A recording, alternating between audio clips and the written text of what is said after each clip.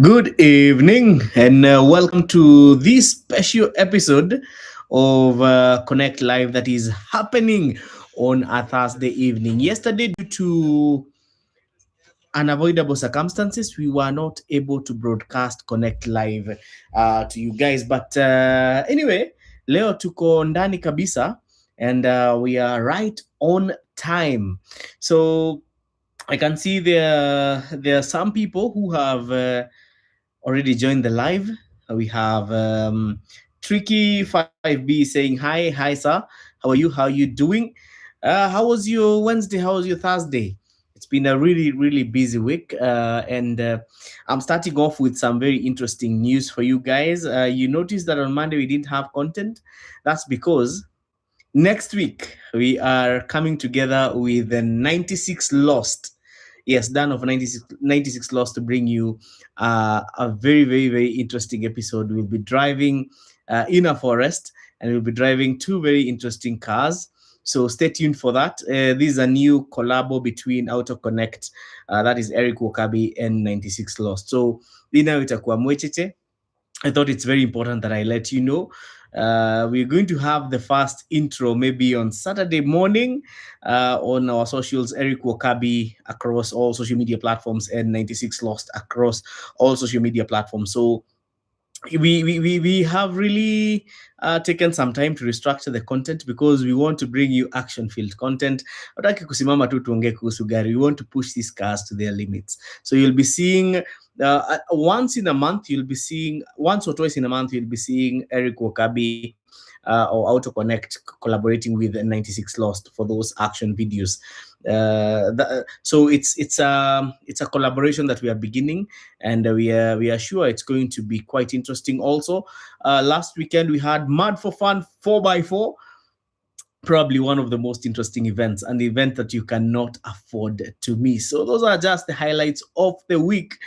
Now we are looking forward to another fun-filled weekend. As I mentioned, we'll be doing an excursion with 96 Lost during the weekend, and it will get very interesting, Jomba. So I can see Marvin Mudomi is in the house, Kevin Wekesa, David Kamau Maina, Antis Mwans anasema vipi Jomba. Asante sana Jomba Antis. Joseph Mega is watching live from Rukuna. Nasikia Nakuru siku hizi kunaitwa Rukuna. Bernard Kamanu locked in from Umoja. Collins KE anauliza Toyota Hilux travel review. It's coming soon. It's iko jikoni hiyo ya travel review. It's worry not. Cyrus Kibe is saying, hey Miku, he words Garia deal. What do they mean? Watching from where, Kirinyaga? I will answer that, Cyrus Kibe, in a short while. Kevin Wekesa is saying, between Mitsubishi Outlander PHEV and the non-hybrid, which one is easier to maintain and more reliable? I'll get back to that. Vince Bryan is also watching from Keru. Vince Bryan is saying that at Mad for Fun, even kids are giving us a challenge, which is true. Watoto siku hizi wanaendesha magari sana. Cornelius Rono from Mogogosiek anasema asante sana. Kisozi Joshua from Kampala. Fidel Kiprono from Eldoret. Fidel, remember we have a garage at the heart of Eldoret. Pale Pioneer Neon Mobility is the name of the garage. Jonaski is asante sana. Mkusu is watching from Tanzania. TK is watching from Donholm. And we have Kevin Motweri is here.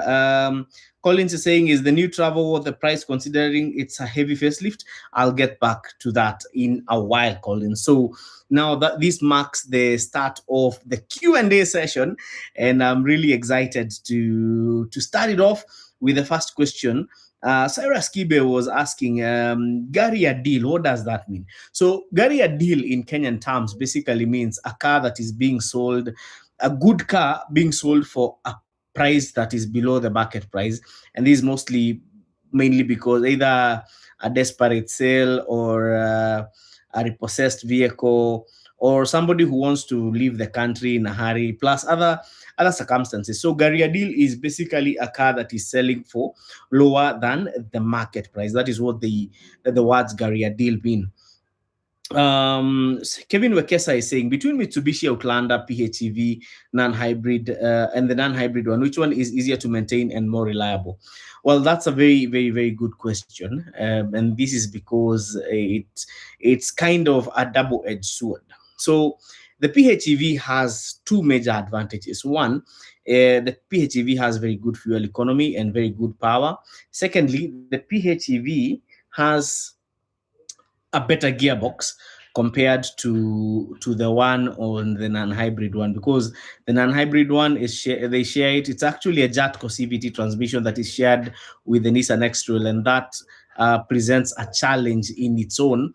But the PHEV does have one disadvantage, and that one normally comes when the rains come, because if you wed with an Outlander, chances are that your battery is going to be soaked in water. It happens a lot.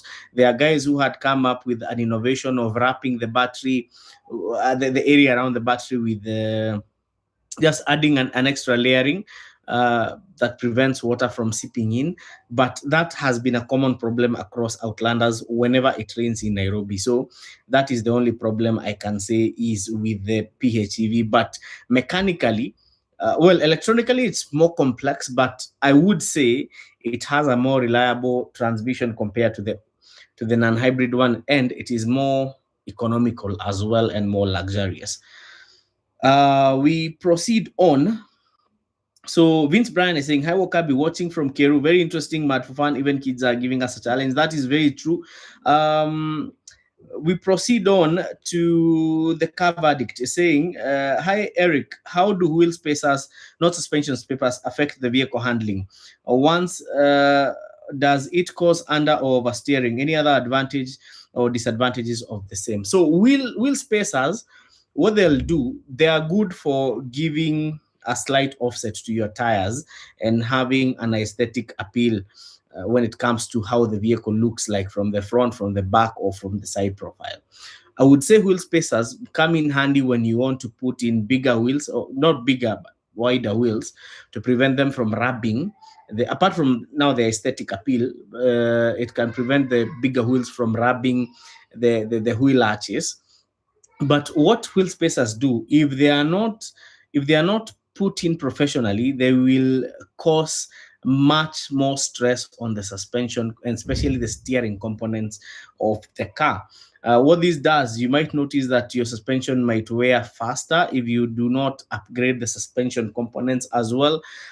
In terms of understeer, yes, they can cause understeer, but I would not say that is 100%. Well, in a way they can cause understeer, but it is to some extent, especially if the wheels are really big, then it can cause a little bit of understeer. The other thing that would be maybe affected are the camber correction. I think called the caster correction, the camber correction bushes.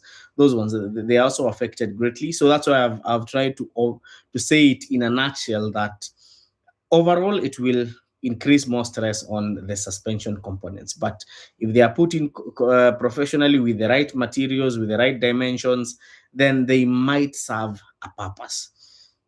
But as they always say, every action has a reaction. Fidel Kiprono is saying, "Mi nangoja paint booth, Mr. I remember you told me it will be ready by June." Mr. Kiprono, wewe tulia tu, mambo kubwa inakuja hapo Eldoret, relax. David Kamau Maina is saying, "Compare the D-Max 2026 3.0 head-to-head with the Travel N90 Hilux. It will always have views you'd be surprised. Kenyan, we don't have a car journalist done that video yet, or the Fortuner with the MUX." Yeah, David Kamau Maina, you should know that getting these two cars together, one, you can't get them from the dealer because they can't allow you to have their cars head to head. So you will have to get these cars from individuals. So that is the biggest challenge. Unfortunately, most people think that this content thing, especially car content, is easy. It is not easy.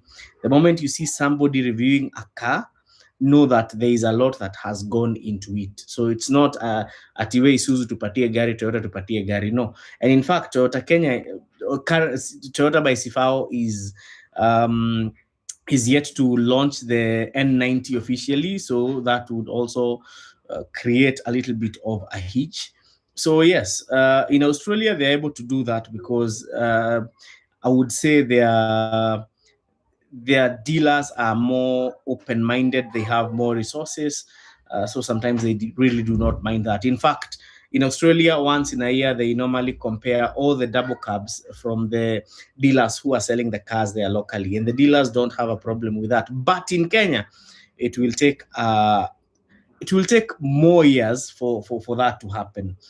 Collins KE is saying, is the new travel worth it considering it's a heavy facelift? Well, Collins, wacha hata niweke simu chini because these are conversation that needs much thought. Well, the new travel or the N90 is actually, yes, we can say it's a heavy facelift, but it is nothing like the previous Hilux.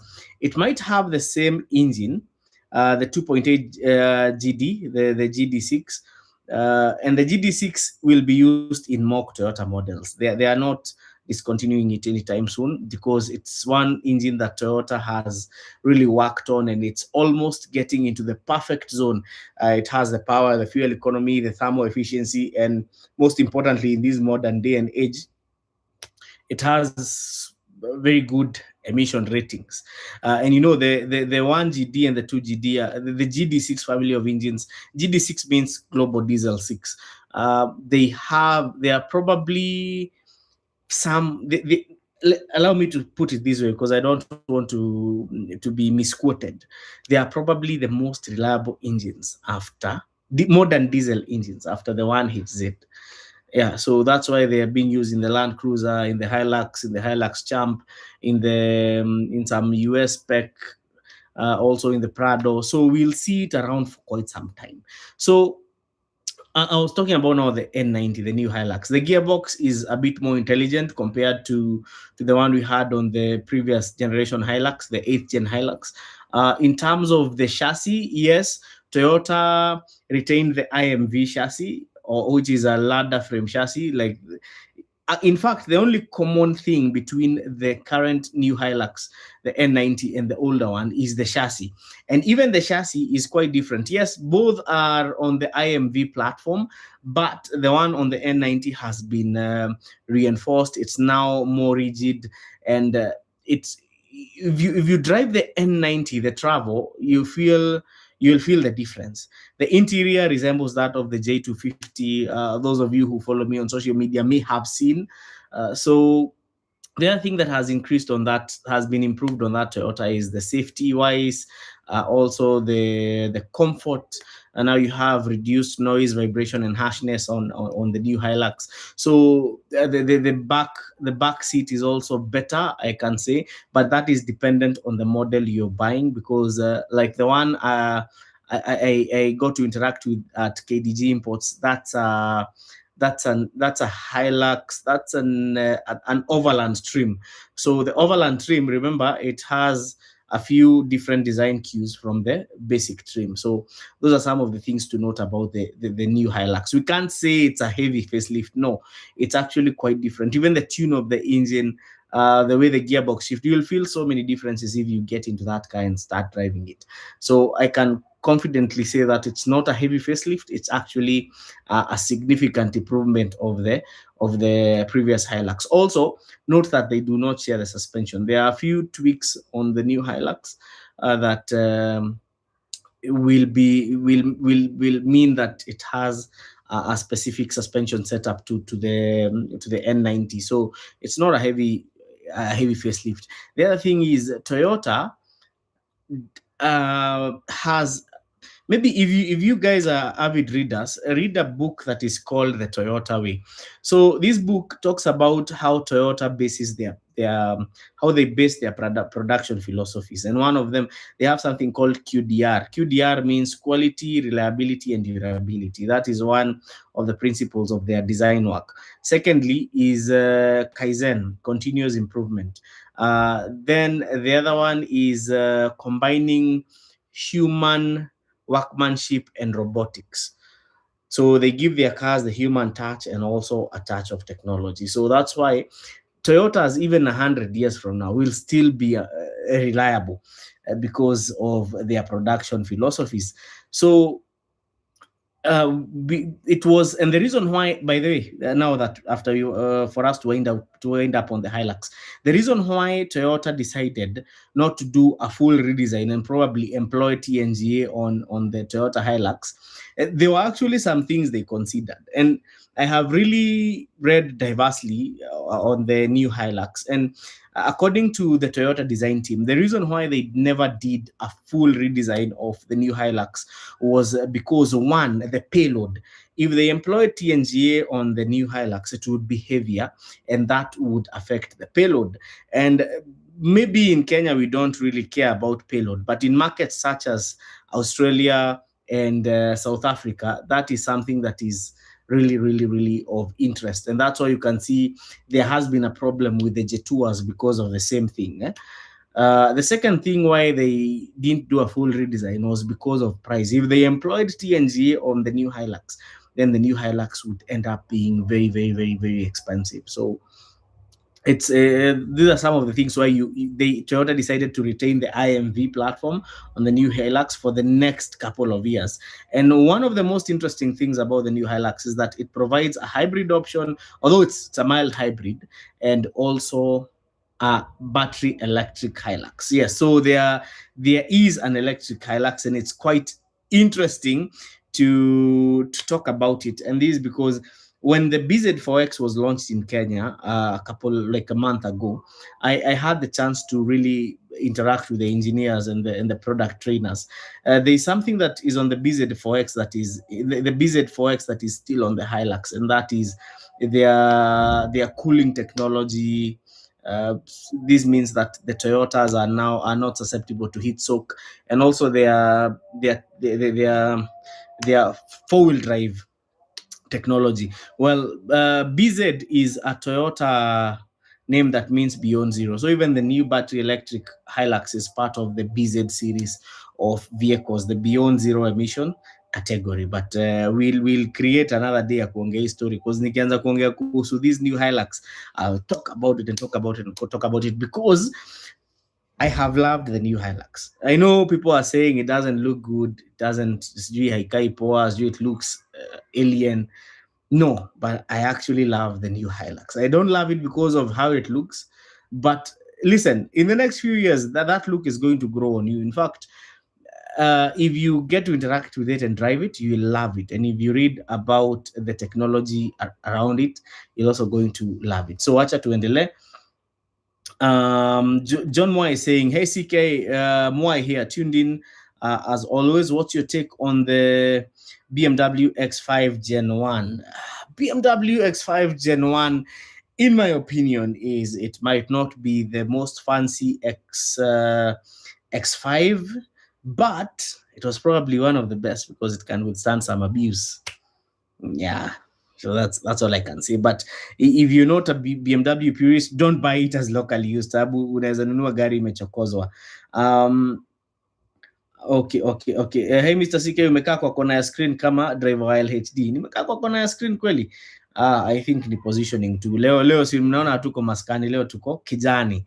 So I think being at the center of the screen does not mean much, but anyway, you'll get used to it. Harmless Level was saying, hello, Eric. I know Toyota never produced a diesel Vanguard, but on Tuesday, I saw a Vanguard with a diesel Grand sound.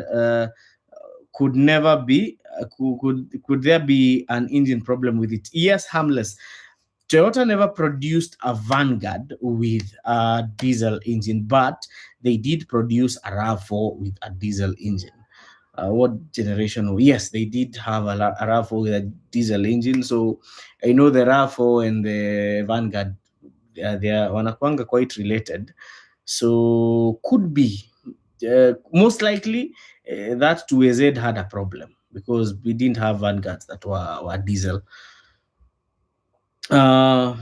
Eugene is saying, hello Eric, thanks for the show. Kindly compare the Mazda BT50 compared to the segment pickup. Is it a good buy? I'm interested in 2020 and above. Eugene Wasiana, you now starting to speak my language, because I love double cab pickups. And from 2020, the BT50 is actually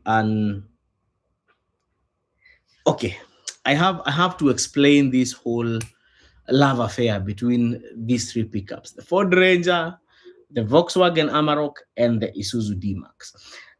So if you have to look at the first gen, no, not the first gen, like the generation that came previously before, almost for a very long time, the BT50 Mazda has been based on the Ford Ranger, but around 2020 things changed because now the Amarok is the one that is based on the Ford Ranger, and the BT50 is now based on the Isuzu D-Max. So if you buy a BT50, you're basically buying an Isuzu D-Max, but the previous generation was basically Ford Ranger. So this current one, Isuzu D-Max, when you know the Isuzu D-Max is reliable, it's dependable.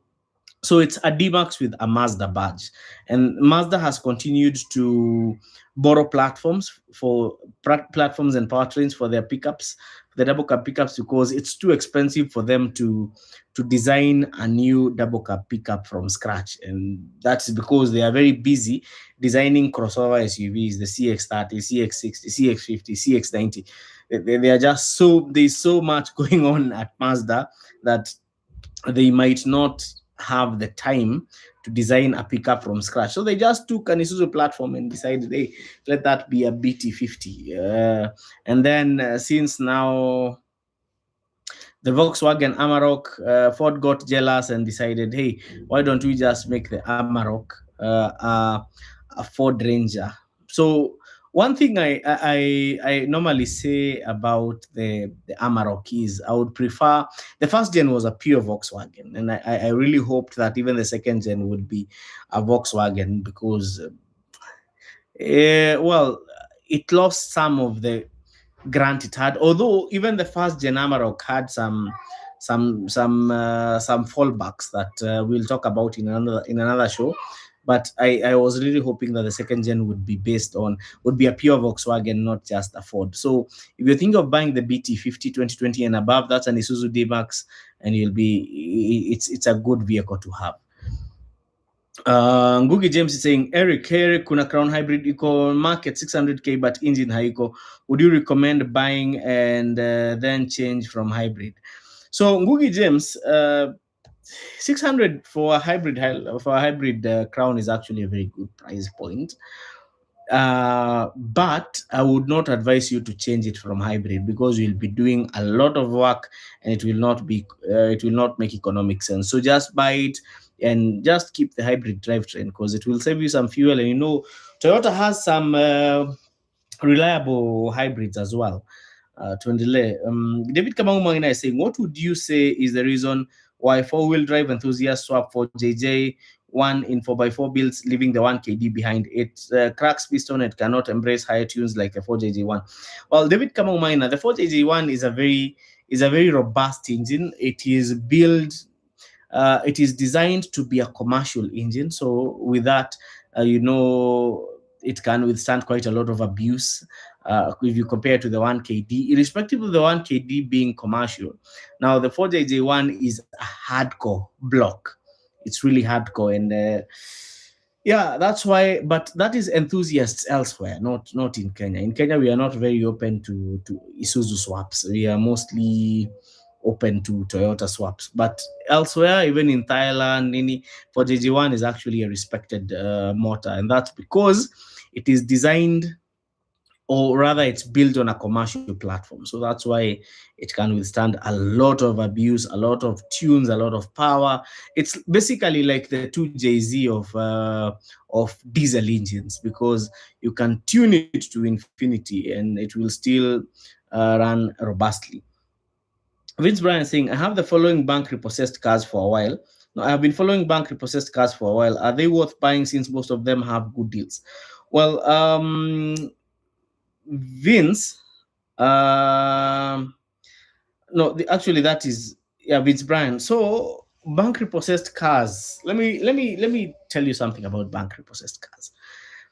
One of the biggest challenges you'll have with bank repossessed cars is the fact that they are not normally very well kept, because before that car is repossessed, it probably has skipped service and all that. Not unless you're very lucky, and let me give you guys a very interesting story. So, a couple of years back, uh, somebody, one of the, let me call them brokers from Kisumu, called me. There was a bank repossessed. Was a bank repossessed? It was a Honda Fit. Yeah, and it was repossessed by one of the banks, and it turned out to be a very messy deal, and that is one of the reasons why you'll never find me going to buy bank repossessed vehicles. So I got this really good deal, and I actually paid for the car, but I had not seen the car. The reason why I had not seen the car is because I trusted this guy, and the car didn't have a problem. In fact, the car was in very good shape, so I paid the amount, and I immediately got into a shuttle headed to Kisumu. And the reason why I got into a shuttle is that I knew I would drive back with the Honda Fit. So when I got to this place, what do you call it? When I was getting to Londiani, so somebody from the bank calls me and tells me that so the owner has decided to file a lawsuit against them. So now there is a court order not to sell the car. And mind you, I have paid for this car in full, not partly. I've paid for this car. I literally have the release on my hands. So when you're in Londiani, it's easier to go to just get to Kisumu than go back to Nairobi. So I did got to Kisumu, but it was a very messy affair. Luckily, they refunded my money after kuvutana, but you see, I wasted a whole 2 days. Nikajaribu kutembea Kisumu kutafuta gari ya deal, nikakosa. So I just went to the airport and came back to Nairobi. So bank repossessed vehicles, most of the time, and especially the ones that have been repossessed by these two small, they call them microfinance institutions, but they are not really microfinance institutions. They are just I would call them decorated Shylocks. Yeah, them especially they have a lot of politics. Plus, before a bank repossesses a car, just know that it is most of the time, yes, you might be lucky to find a few, but even the few that are good, they will barely make it to the ads because other guys, especially dealers, will buy them before they get to you. Let me give you another interesting story. So one of the viewers here called me to go inspect a vehicle, a truck that had been repossessed mahali hapa tu Kiambu Road, not Kiambu, Bunyala Road. So I ran there. In fact, nilichukua nduthi because with trucks they are bought like zinanuliwangwa kama njugu, so you have to rush there. So I get there and find a very good looking Isuzu NQR, pristine, mwili inakaa poa, but nikiwa hapo kwa yard, everybody is looking at me funny because one, it was too new. Then I was wondering, there's that gut feeling. You start wondering what is happening or what. So I look at the price, and the price would actually buy a nicely, like an older truck, but for its age, it was quite a good deal. So as I was going around, now the truck is normally cab over engine is what is called COB. The cab is over the engine. COE, sorry, cab over engine. So you have to fungua the engine for you to, and the body is somewhere like here. So you have to open up the cabin for you to see the engine. So I as I was going around, the chassis was looking new, everything was looking new, the body was in very good condition. Up until when I went between the body and the cabin to open up the cabin and flip it over, and realized that there was no engine. But it was being sold for the price of the price of a truck that because those Isuzu engines are not cheap. So if you do the math, buying an engine to replace it would probably have made the cost of that truck to be higher than actually buying a better truck. So yeah, that is hizo ni pilka za kutafutia watoto chakula. Those are the things you see, and you also gain a lot of experience from the field. So Vince Bryan, not unless you're lucky, but they would not, bank repossessed vehicles would not be the place I rush to. Rita Opio is saying Lavenda mawaidha after DNI. Ai, Rita bana, hapa si patanisho bana. hapa hakuna request za kuchezewa wimbo. David Kamau Maina is saying huyo wa BT50 is making the right decision because you're getting a D-Max underneath for a cheaper price. Also has a better opinion in my opinion. Yes, I also understand and I also agree with you, David Maina. So Morgan is saying, hi Eric, what's your take on the SG5 Turbo? Amazing vehicle to have. Bill Odera is saying, hello Eric, what's your take between the Peugeot 308 1600cc and the Subaru Impreza 1600cc in terms of reliability and fuel consumption? Well, Bill, I'll tell you one thing. You cannot compare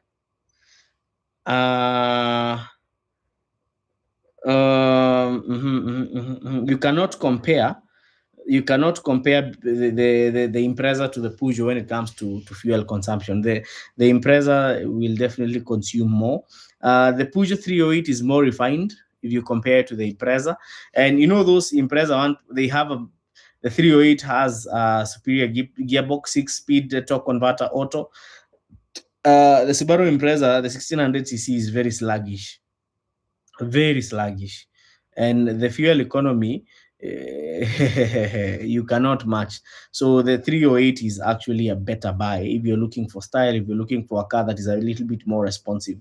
Lelgo KC is tuned in from Switzerland. Thank you so much. David Kamondo is saying, hi Eric, Nissan e-Power versus Noah.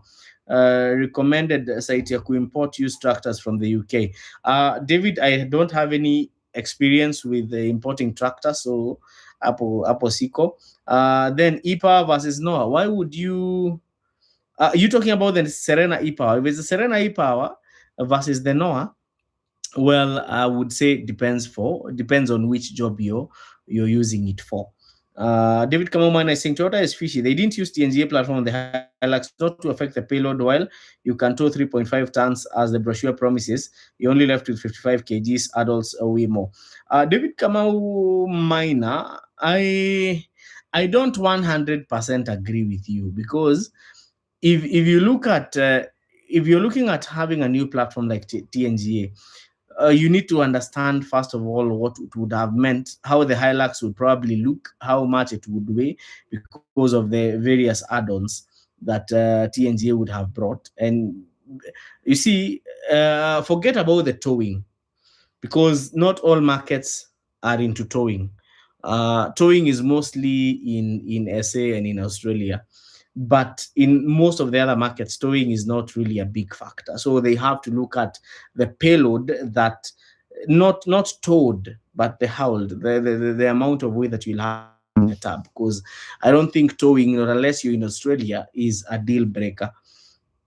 David Kamondo, Serena e-Power versus the Noah. Serena e-Power is actually a very, I would say it's an underrated Nissan van.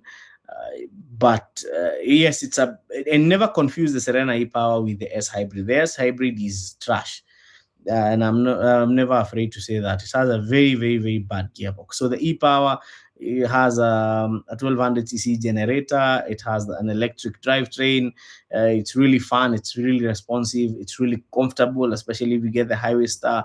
So if you compare it with the Noah will maintain the resale value a few years down the line, but it's also more expensive compared to the Serena e-Power. But if you're driving the Serena e-Power by yourself, it will make much more sense, because the cost of acquisition is significantly lower. Although recently KRA increased the duty of the Serena e-Power, so the price has significantly shot up. Marvin Mothomi is saying, compare the Toyota Carina T21 versus the B15. Which would be the best buy? How available is the Toyota Carina T21 available in Kenya? With a budget of 350K, can I source it with you? Well, I'll be honest with you. The T21 Carinas are not many, but I would say they would offer a better buy compared to the B15. But B15s are actually quite nice, especially if you get a manual B15. It can easily fit the budget, and you will not have to really look for it even under the blankets. No, the Carina will make a very good the Carina would be a good car, the T21, but they are not many. Even the ones I can assure you I've not seen more than 7. But B15 ziko mingi na zinauzwa bei poa, and they are also very relatively easy to maintain. Eric Wanyoke saying, Mambo Eric, nime like venye ulisema you'll collaborate with 96 Lost, your Land Cruiser is dope. Yes, Dan's 96, 96 is Land Cruiser is actually a very, very, very good rig. Even the way he has set it up inside, you'll wait and see for yourselves, because we are going head to head with a very, very, very interesting vehicle, a very vehicle that is being sold for at a very good price. And guess what? It's a vehicle that still has the manual transmission as 0 mileage, among the few that are still bringing it in manual form. And the other thing is that it has been rigged, yes, for the best off-road experience. Francis Mwangi is saying, as a planner planning to buy an NV200, advise me on how to live with it. Francis, as long as you get a clean one, it's very easy to live with an NV200. It's a very straightforward car, as long as you work on the suspension. Yes, you cool a suspension, but their suspension components are also very cheap. But overall, it's a very, very good car. It does not come with a CVT transmission. It comes with a 4-speed automatic transmission. Very straightforward HR16 engine that has been used widely in the Nissan family. Yeah, so that's what I was saying. It's a car that you cannot go wrong with. Tukiendelea, Gugi James is saying, would you recommend buying a VW TSI that have been converted to a Golf GTI? It depends on who did the conversion, and because the conversion from a TSI to a GTI is not easy. Yeah, I can tell you it's not easy. It's not easy. So if it has been converted right, well, it would make sense buying it. But also the cost element also matters. So kuna vitu mingi, one, the quality of the conversion, and secondly the cost, because cost is a very, very, very, very important factor. Edmond is saying, what do you make of the VW Arteon? It's an amazing car. It looks good. It's quite a performer, especially the ones with the 2-liter. I love the shape, but there is one major setback with the Arteon, and that is it comes with a plastic sump. Yeah, so when you combine that with the clearance, well, that's a recipe for disaster. But I hear there is an upgraded sump that you can get, or you can get a really good sump card. Anyway, manufacturers wanatuonyesha maneno. So yeah, that's it with the Arteon, but it's a very good car. It's actually a nice vehicle. Karaoke Wangoto is saying, hello Eric, with a budget of 900k, which car can you advise me as a first-time car owner? Well, it depends with what you're looking for. So we would like to have more details, like, are you looking for a Kadudu? Are you looking at a local used vehicle or foreign used vehicle? Mike Ngay is saying, Wakabi, can you mix coolant green with pink? What's the difference, and how often should one do a coolant flash? Mike Ngay, that is a question that I answered on a video that I did 3 years ago. But the problem with the Kenyan market now, you see, coolant color is supposed to represent the particular variant of the coolant, because we have organic coolants, we have inorganic coolants, and we have what are called hybrid coolants. Hybrid coolants are basically they are somewhere in between the organic and inorganic. So these days, the only way to know the kind of coolant you're using is by looking at what is on the container, because as long as you're using a glycol-based coolant, then you're okay. It will limit corrosion, and it also has some antifreeze properties. How long should you do a coolant flash? Well, that depends on the type of coolant you're using. Remember, there are coolants for vehicles with cast iron blocks. There are coolants for vehicles with cast iron blocks and heads, and aluminum blocks and heads. So, and now, like some others that have a cast iron block and an aluminum head, but that's not where the point is. The point is, if you're doing a coolant flush, it will heavily depend on what type of coolant it is. And then the other thing, you should know that for electric vehicles and some hybrids, the coolant is actually different from the normal one, because they have what is called non-conductive coolant. What does a non-conductive coolant mean? It basically means that these are coolant that does not conduct electricity, and that is very good for cooling inverters and cooling those hybrid batteries, because we have some hybrids that are water cooled, let me call them coolant cooled, and others are air cooled. So if you have an unconductive coolant, at least once, if as it grows older, it becomes conductive. So at least once every, say, 30,000 kilometers. Also for the normal, for the kawaida coolant, there is a way to know if that coolant is good or bad. So how do you know that coolant is good? You just use a voltimeter. So unajua ile kitu inatumika na kawaya. So you just use a voltimeter to know the conductivity of that coolant, and it's going to tell you whether that coolant is good or bad. But ideally, you do a coolant flush every 30 to 40,000 kilometers. 50 is a bit on the on the stretching side, because Kenyan market quality ya vitu is just bad, not unless you're using a very good coolant like the Mazda FL22.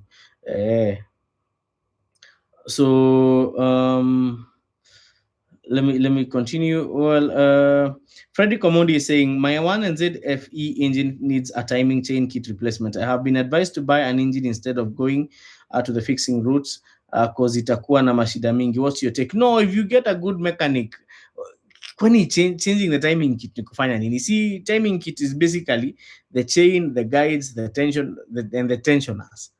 Any qualified mechanic can fix that without a problem. Hiyo pelekea Suleiman, huyo anakuambia tutakuwa na mashida mingi.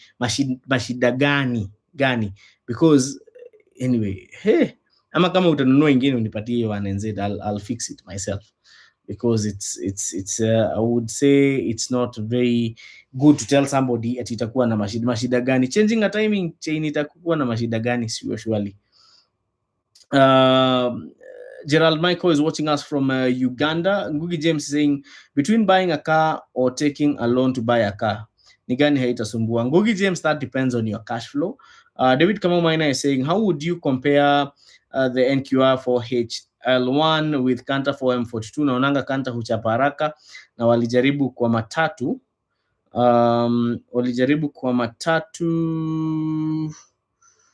Let me see. And it failed. Definitely for M42 is not an engine for the faint-hearted. That I can tell you for free. The 4HL1 is way more reliable if you compare it to the 4M42. Kwanza kengine kalikuwa itoka Kantagats. Hizo gari zinasumbua. Kagiri saying, I was looking at a Mercedes C180 W204 and a common Premio 260. People say that German isn't reliable. Which one should I go for, since they are all close to the same price? If they are close to the same price, go for a W204. Usiuziwe woga. Frank Chege saying, hi Eric, his advice. Sijui amesema nini. Drake Kevin, SK Sempire is saying, Kabi, kindly comment on the Fielder Hybrid 2016 reliability, availability of spares as compared to the non-hybrid one. So when it comes to the Fielder, I would highly recommend you go for the non-hybrid one. Why? Because the Fielder, at our garage Neon Mobility, we normally take statistics of the failure rates we get on vehicles. So the Fielder has one big problem, and that is with the braking system. Inauanga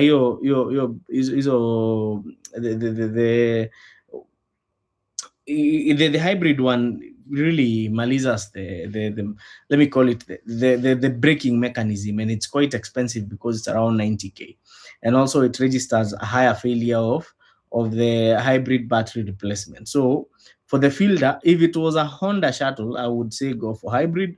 If you're not a heavy user, or if you're a person who uses the vehicle and services properly, I would advise you go for the hybrid. That is if it was a Honda Shuttle. But for the Fielder, especially 2016, I'll highly recommend you go for that hybrid because of the braking mechanism and the failure rate of the hybrid battery. Drake Kevin is saying, "Hi Eric, can a cold start switch make a car have mechanical issue?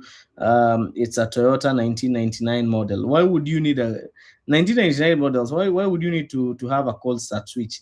Jonas Mongi is saying, "Hello Eric, Higari, who it was Spatio ikoaje for first time owner? Is it better than the Rumion?" Now the Spatio depends on which generation, but Spatio Rumion, they are greatly similar. They share quite uh,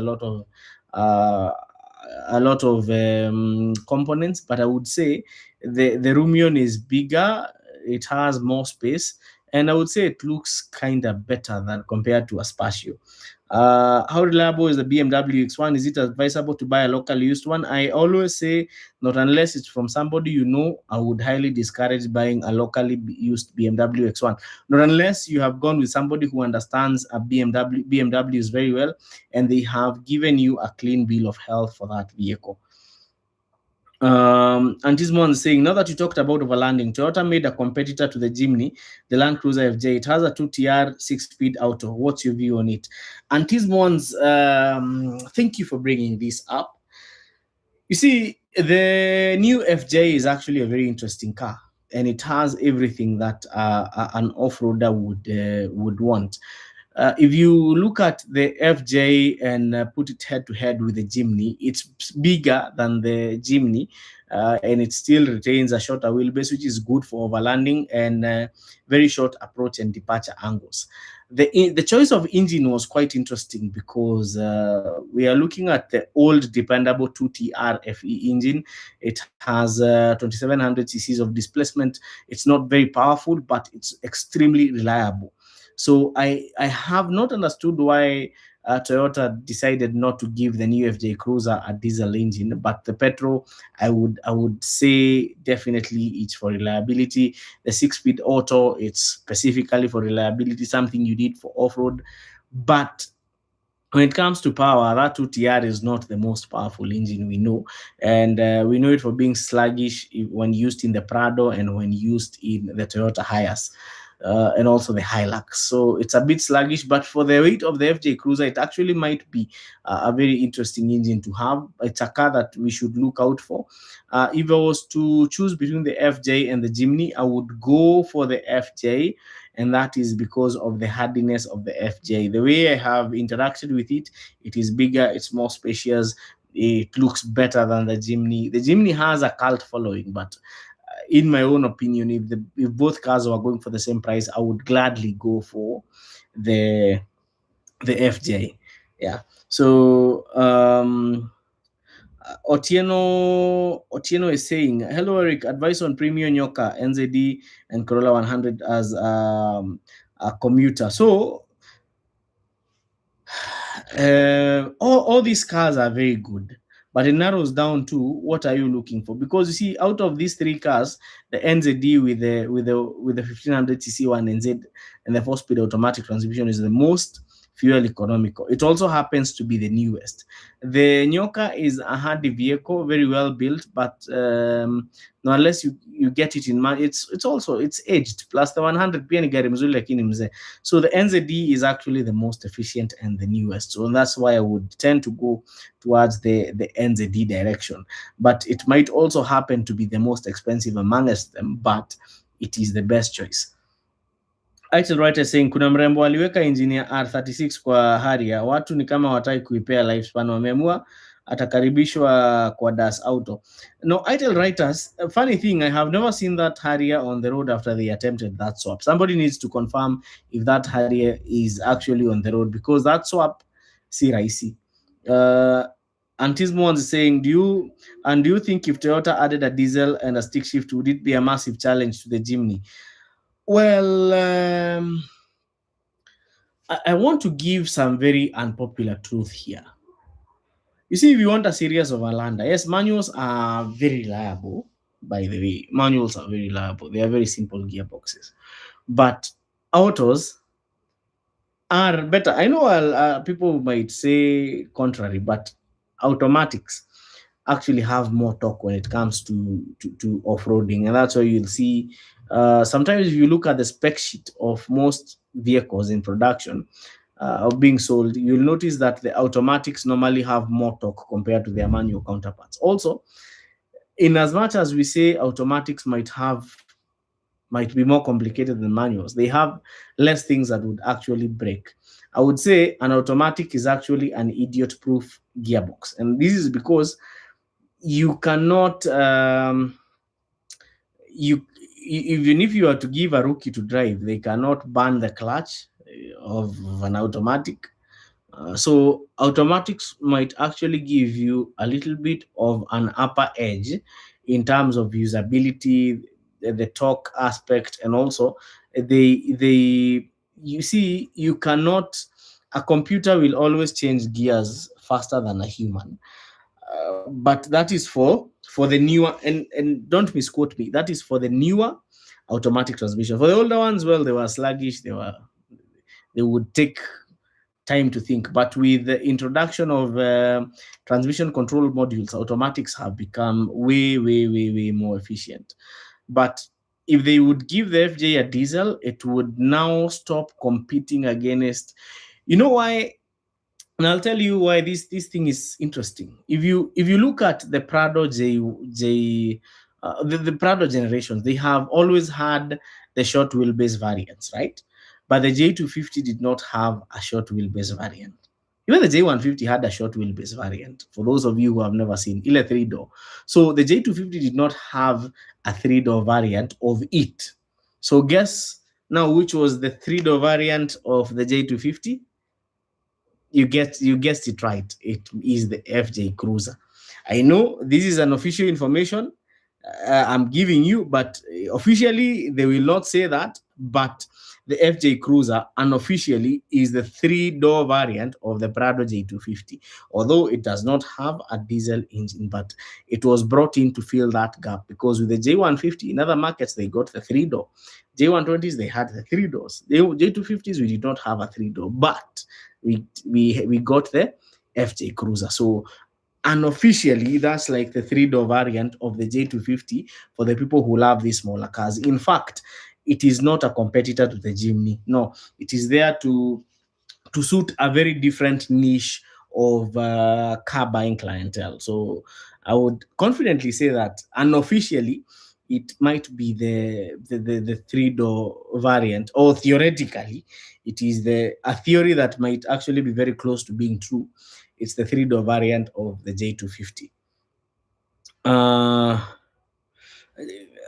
We have Joelene is saying, hi Eric, how is Suzuki Solio Bandit hybrid in terms of reliability? The Solio Bandit is a mild hybrid. It's not a full hybrid. Yes, and it's a good car. It's not a bad vehicle. We have Melba saying, knock knock, who's there? Googie James is saying, isn't the Corolla Sport overhyped? I mean, for the same price, you would get a very sporty cars. And again, how does the Demio diesel so fast than many cars, and it's not sporty Ville? So Googie James, Corolla Sport overhyped? No, I would not say it's overhyped. I would say it's a matter of consumer preference. Secondly, why is the Demio diesel fast? Well, the Demio diesel is fast because, one, it's light and it has significant torque, especially because diesel engines are known to be low revving but have a lot of torque. Demio diesels are actually very interesting to drive. They are fun. They have very good going uphill is really fun. Although for the real drivers, you can always tell that there is a point where they get sluggish, that the petrol would not get that sluggish. But generally, the diesel has more torque and it's light, so that's why it's fast, unlike the petrol one. Just like the Peugeot 208 diesels are, no, the Peugeot 308 diesels are also very fast. Yeah, so same case, a lot of torque. Daniel Mola is saying, hi Eric, with a CK, I own a Toyota 100 and want to sell it, take a loan and get an Uber car. I'm not the biggest fan of the 660cc or the 1000cc. I'm thinking of 1300cc. What's your take? Devi, I would not really recommend you get the 1300, especially in this economy, because you see, there are a lot of hybrids in the online car business.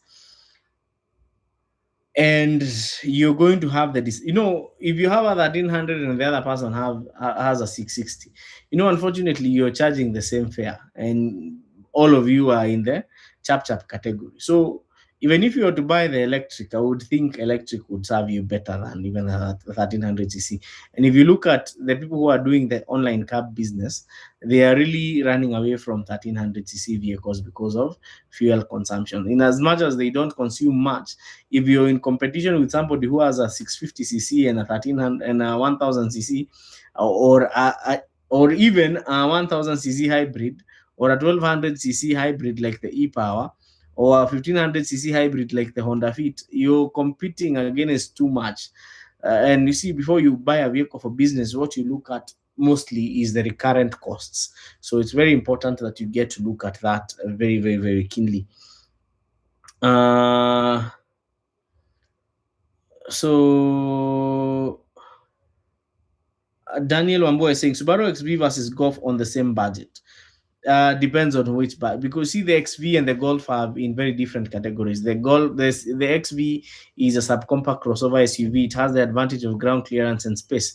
The Golf is a hot hatch. It has the advantage of performance and fuel economy. So it depends on what you're looking at. Are you looking at a vehicle that has ground clearance? Are you looking for a vehicle that has very good performance and good fuel economy? I would say there is that gray area, because these are two cars with very different personalities. Kariuki Wangoto is saying, Eric, with a budget of 900k, looking for a locally used 1500cc and above. Now, Kariuki Wangoto, you see that question is still very broad, because if you say you're looking for a 1500cc, you know that even a 2019 Honda CRV is 1500cc turbo. So I would say we need to know, are you looking for a local used vehicle? Are you yes, and you have stipulated you want a locally used vehicle, but are you looking for a sedan, a crossover SUV? Because if you're looking at a sedan, there are so many vehicles that you can choose from. A Toyota Axio, Toyota Fielder, for station wagon. You can the same 900. You can even get a fairly new Honda Fit and hybrid, which would serve you very well. So the scope is still very wide. Josh Homan is glad to be here, kama kawaida. Samir is saying, hi, Wakabi, what's your take about the Toyota Stout pickup? The Toyota Stout pickup, they were very old, but they were very, very, very. We had them back in the day. Even when I was being born, the Stout was still an old pickup. So yeah, I would say it's not a bad vehicle. It's a vehicle that you can use. So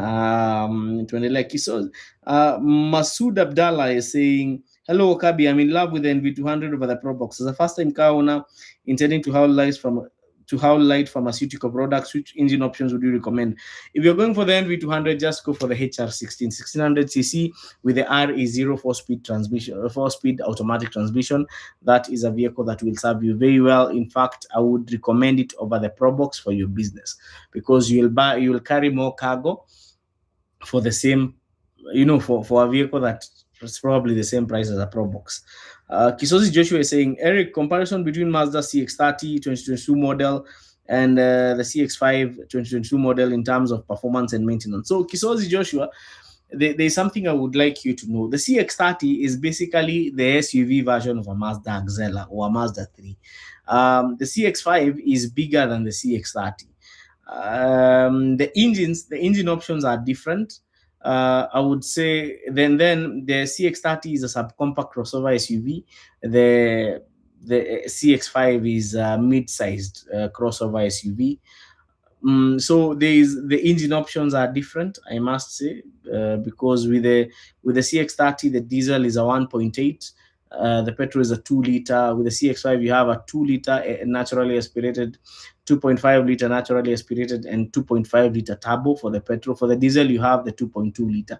So these are two cars that are designed to serve different categories. Because now, if you're looking at the CX-30 would probably compete directly with the RVR, because it's bigger than the CX-3 but smaller than the CX-5. So that is RVR Honda Vezel territory, not CX-5 territory. But I always say, if they are going for the same price, then go for the CX-5.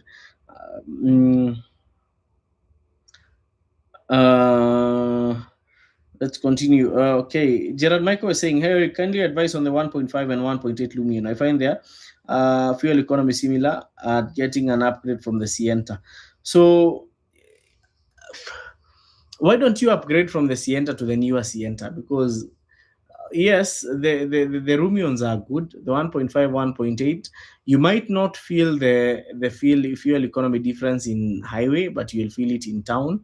So usage is very important. Also, there is also the base model of the Rumion, and there is the sporty version of the Rumion. So it also depends on what you're looking for. But if it's a vehicle that you're using it for work, then 1.5 will make a lot of sense. If you're not using it for work, then I think the 1.8, if it's for thrill, the 1.8 will make more sense. So I hope that is clear.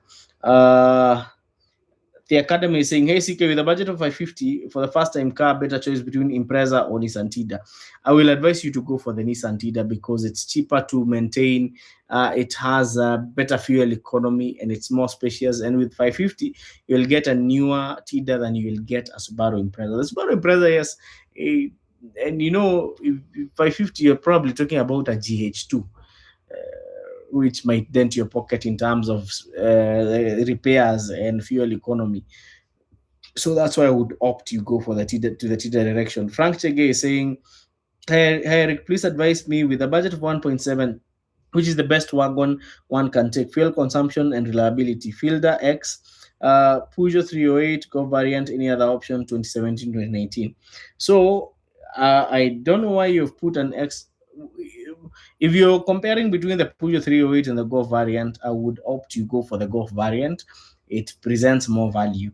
Niall Kagiri is saying, "Between the Land Cruiser 100 series and the Range Rover P38, which one is better for off-roading and safaris, like going for an Ushago road trip and one of those days?"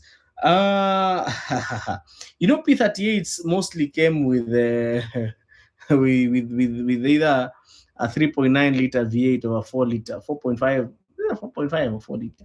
So basically P38s are very thirsty. They are very comfortable, but they are very thirsty. At least with the 100 series, you have a choice between petrol and diesel. But I would say P38s are nice, they are very comfortable, but the cost of putting them on the road is not easy. That I'll tell you for sure. So I would really advise you go for the 100 series. Ruben Wainene is saying, "Imagine I thought mechatronics are electric components of an automobile. No, uh, Youths in Delight. Hi, Eric. Hi, Youths. Eric Kikawa is saying, "Hello, Eric. Thanks for the show. Karibu Sana." Youths in Delight is saying, "Audi Q5 versus GLC 220. Well, that's a tough one. But the Q5 is bigger than the GLC. Is it? Yes. I think Q5 GLC. The GLC is equivalent to the entry level is the GLA in the GL category. So you have the GLA as the entry level. Then you move further. If you move higher, you will move to the G. These days there is a GLB. So the GLA would be the equivalent of an Audi Q. Yes, those two small subcompact Audis. So I feel the GLC would probably, yes, it GLC Q5. Uh-huh. Oh, anyway, let me say it depends with what you're looking for, because you see the Q5. Let's leave size aside. I would say personally, I would go the GLC is mostly luxury oriented, but if you want that touch of performance, you can never go wrong with a Q5. The Q5 is very versatile, both in terms of space and in terms of performance and in terms of ground clearance, and most importantly, quattro all-wheel drive system. That is something that cannot be underestimated in a Q5. So yes, a Q5 I would say, would be a very good choice if you're choosing between the two. Although there are people who would say the GLC because of the best or nothing. But if it was my decision, I would go towards the Q5. So guys, I can see it's 9 p.m., 9:06 p.m. So um Moses is saying, "Hey Eric, how should I live with a 2011 is an X12 T31 without stress? Just take good care of it. Even if the gearbox fails, the gearbox of the T31 is very cheap. It's like 45k, so you don't have much to worry about. If it was a T32, you would have quite a lot to worry about. The other thing you worry about is that T31 is fuel consumption, but it's manageable. So thank you so much, guys, for joining this live show. Sorry we couldn't do it on Wednesday, but asanteni sana, and always I'm very happy to have you guys here, and thank you for always supporting the show. So as I wind up, remember we are bringing a very hot show in conjunction with the 96 laws. So stay tuned for that, and stay tuned also on very informative content on my social media platforms, Eric Okabi on Facebook, Instagram, X, TikTok, and Threads as well. We can also connect on LinkedIn. So have a good night, guys, and be safe. See you on Wednesday, and also see you on Monday for some amazing content.